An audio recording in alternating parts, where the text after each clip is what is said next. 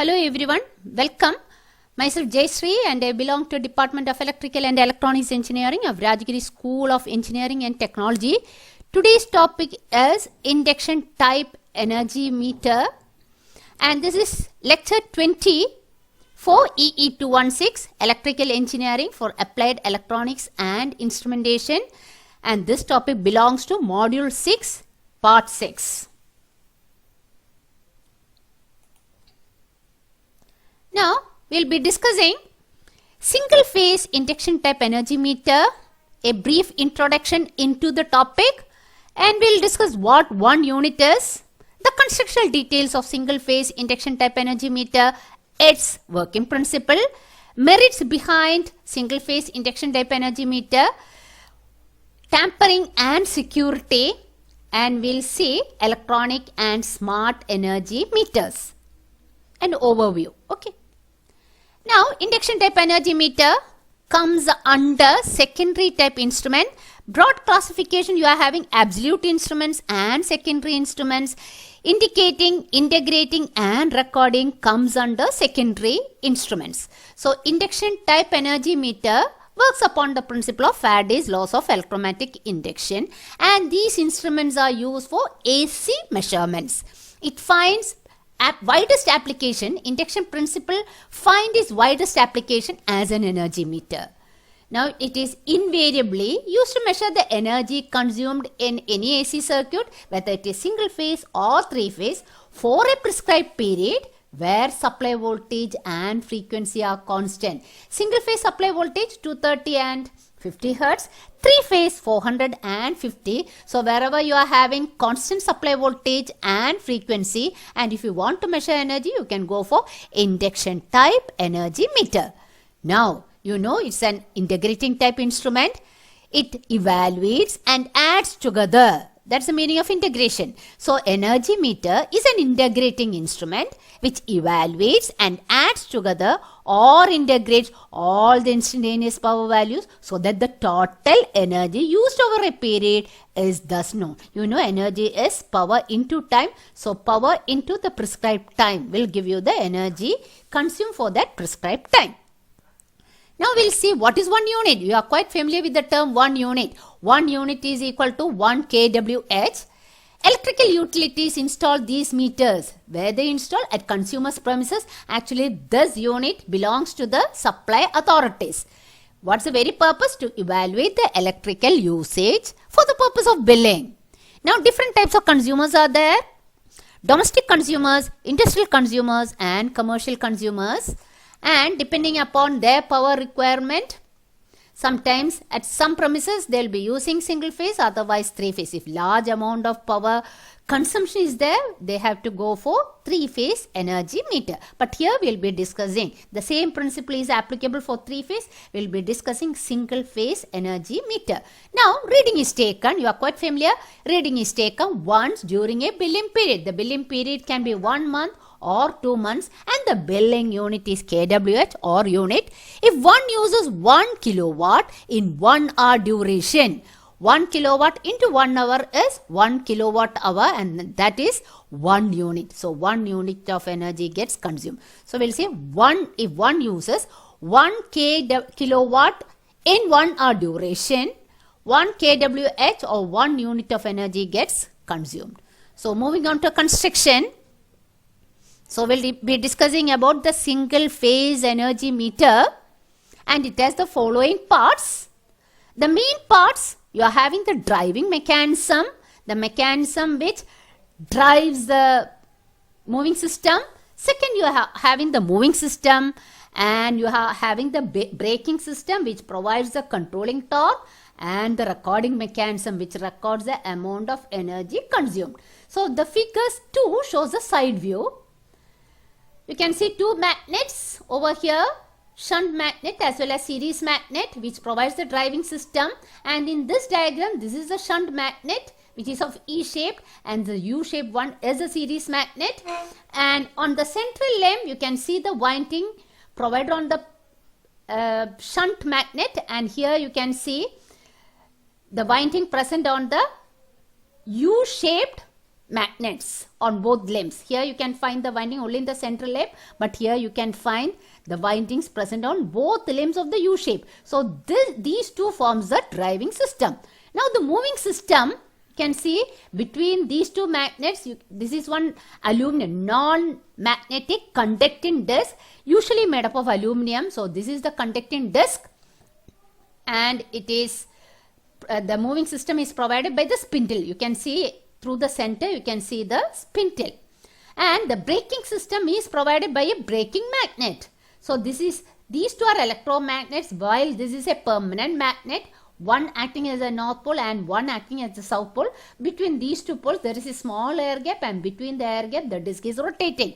So this provides the braking system, and the recording mechanism not shown over in this diagram. So the top end of the spindle goes to the recording mechanism, but here in this figure you can see the recording mechanism provided by gear trains, and there will be a dial which will be present on the faceplate. So these are the main systems. Now you can move into the details. We'll see the driving system. Two electromagnets are there, the series magnet and shunt magnet. First we'll see the series magnet.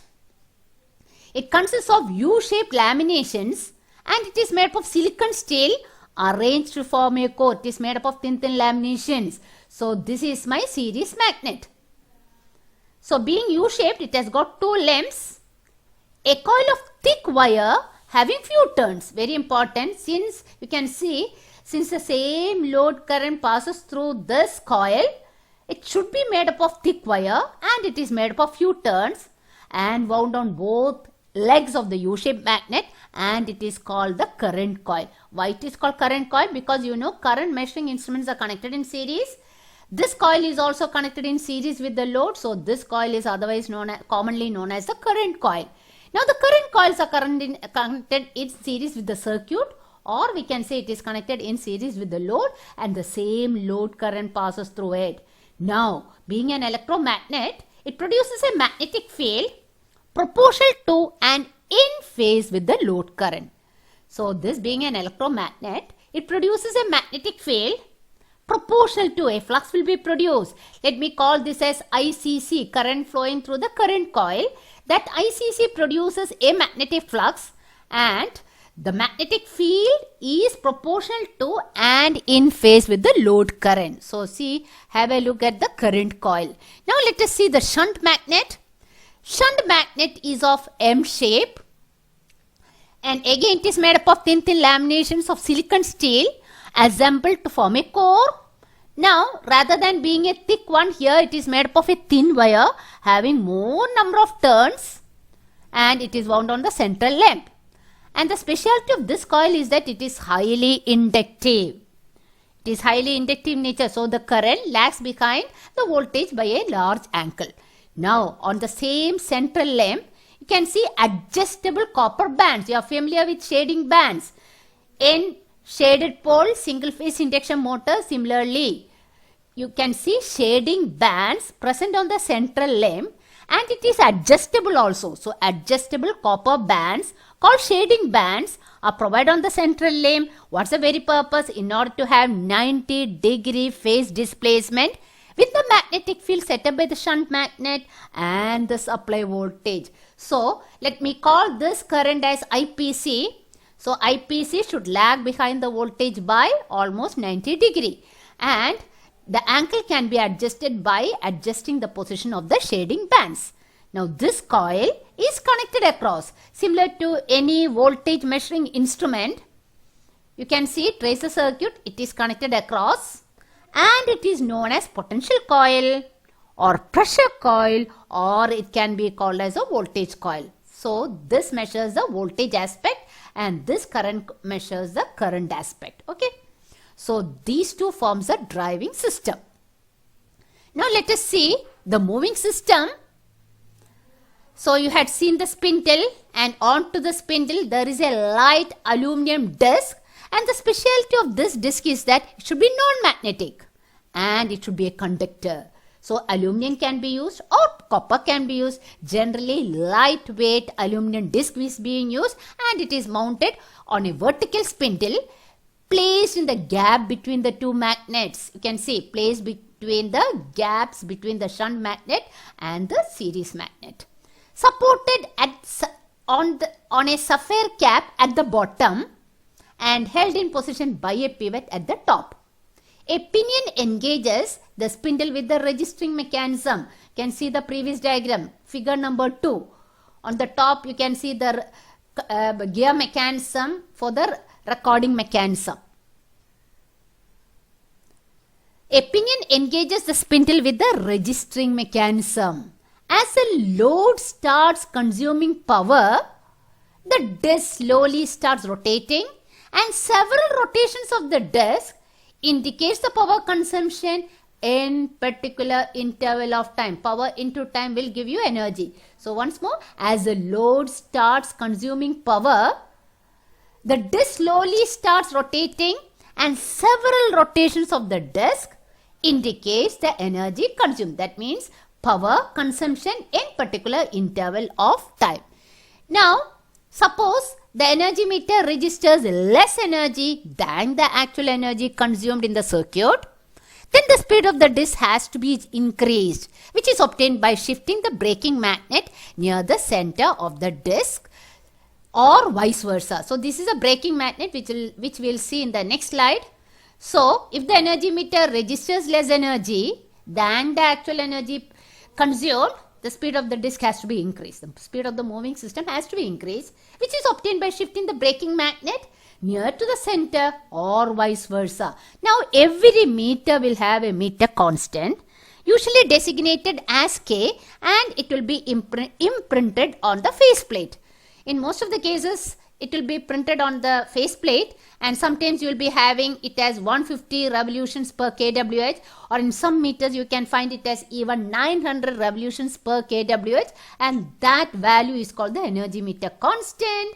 If an energy meter has a meter constant value of 150 revolutions per kWh, what does it mean? For every 150 revolutions, consumption of energy is 1 kWh, or commonly known as 1 unit. So that is regarding the moving system. Now you are having the most important one, the braking system. So you can see the side view. This provides the driving system. This non-magnetic aluminum conductor with the spindle forms the moving system, and you can see a braking magnet. And it is of C-shaped. Its position is adjustable, as we had seen in the previous slide, and it is made up of permanent magnet rather than electromagnet. So one end will have a north pole, not shown over here. It will be like this. North over here. If this is not, then definitely the other pole will be south pole. And it forms a complete magnetic circuit except for the narrow air gap. So between the north pole and south pole, you can see the disc is rotating. Located diametrically opposite to the main poles. So they are in diametrically opposite positions. This magnet is rigidly attached. One end will be rigidly attached and so mounted that the aluminum disc rotates in the narrow air gap, having the magnetic field of the permanent magnet. Here you will have the magnetic field set up by the permanent magnet, and the disc will be rotating between the north pole and south pole of the permanent magnet. Now, the eddy currents thus induced in the disc, here eddy currents will be induced, interact with this magnetic field provided by the permanent magnets, and a controlling torque or the braking torque or retarding torque is exerted on the disc. Braking torque is proportional to velocity of the disc, or else I can say it is proportional to speed of the disc. Now the braking magnet, which is a permanent magnet, serves two purposes: to place the disc in position. Since it is exerting the controlling torque at the equilibrium condition, the controlling torque should be equal to the driving torque. Now for stopping the disc at the time of power failure. So this is done by applying a force opposite to the rotation of the disc. So that is regarding the braking system. Now you are having the final one, registering or counting mechanism. The energy consumed has to be displayed on the front plate. For that we require the registering system or the counting system. The register is a series of dials which record the amount of energy consumed. The dials can be of different types: cyclometer type and odometer, speedometer type like, or the pointer type, which is commonly seen where a pointer indicates each digit. So we will be concentrating on pointer type. The spindle that supports the desk is connected to the gear arrangement to a clock mechanism on the top of the meter. In this diagram it is not shown. Here you can see top, it is indicated 2. This portion goes to the recording mechanism or the registering mechanism. Pointers, we will see in the next diagram, the pointers rotate on round dials which are decimally calibrated to read out the total energy consumption in kWh. So the figure shows the pointer type registering mechanism. This is the dial. The rightmost dial, see, this is the most important one. This is the rightmost dial, gives the readings in steps of kWh. The pointer of this dial moves one step when the disk has made the required number of revolutions. That very much depends upon the energy meter constant. 150 revolutions means 1. If the energy meter constant is 150 revolutions per kWh, so after 150 revolution it will show 1 kWh. The gearing is so arranged that each division on this dial represents 1 kWh. And on the second dial it is 10 kWh, on the third dial it is 100 kWh, and on the fourth dial 1000 kWh. These two shows the decimal part. It should be noted that, please have a look at the dials. It should be noted that the dial pointer type, adjacent pointers generally rotate in opposite direction due to the gearing mechanism. So one clockwise, the second one counterclockwise, this one clockwise, this one counterclockwise, this one counterclockwise, and this one clockwise. Okay, so very important. Adjacent pointers generally rotate in opposite directions. Now we'll see the working principle. The basic working principle is electromagnetic induction, Faraday's laws of electromagnetic induction, and because of that we are having two phenomena taking place: eddy current motoring and eddy current braking. We'll see it. Now you had seen, this is my load. The current coil carries a load current.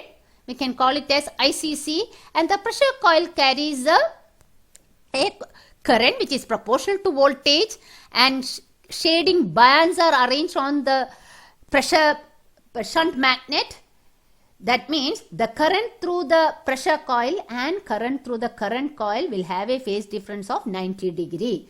So two currents, these two currents are out of phase by 90 degree. So two fluxes which are out of phase can produce a moving magnetic field. So that's the phenomenon behind. So when current flows through the circuit, when current flows through the load, two suitably located coils produce virtually moving magnetic field with respect to the stationary aluminum disc which is suspended between the two coils, current coil as well as the pressure coil. Now the flux lines are cut by the aluminum disc conductor, causing an EMF to be induced. Faraday's laws of electromagnetic induction. The direction of induced EMF can be determined by applying the Fleming's right hand rule.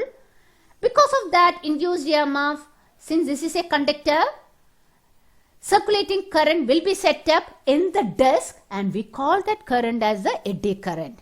Now you can apply Fleming's left hand rule, motoring rule. Interaction between the moving magnetic field and eddy currents produces a driving torque which causes the disc to rotate. Apply Fleming's left hand rule, and here there is a driving torque produced, and here we call it as the eddy current. Because of eddy current there is a motoring action, we can call it as the eddy current motoring. And TD is the driving torque, and driving torque very much depends upon V into I cos phi, or we can say it as nothing but the active power. So the driving torque is directly proportional to active power or average power. Now when the rotating disc passes through the air gap between the two poles of the brake magnet or the permanent magnet, here also eddy currents will be set up in the disc. So here also an eddy current will be set up. These currents react with the permanent magnets or the brake magnet field and produce the required controlling torque, damping out the disc motion if any beyond the required speed. And here we are having, now we are having the second phenomenon, eddy current braking. So when the rotating disc passes through the gap between the north pole and south pole of the permanent magnet, Eddy currents are set up over here. These currents react with the brake magnet field and produce the required controlling torque, damping out the disc motion, if any, beyond the required speed. And the controlling torque, as we had seen earlier, it is directly proportional to velocity of the disc, or else I can say that the controlling torque is directly proportional to N, which is called the speed of the rotating disc. So Tc is proportional to N, and we had seen Td is proportional to power. The disc achieves a constant speed when the braking torque is equal to driving torque, or else I can say when the controlling torque is equal to the driving torque. You have already seen the controlling torque is directly proportional to speed and the driving torque is directly proportional to power, or else I can rewrite N proportional to power. Hence, for a given period of time, we are bothered about the energy aspect. So for a given period of time, the number of revolutions, integral n dt between the limit 0 to t is proportional to integral w dt between the limit 0 to t. This is nothing but electrical energy consumed.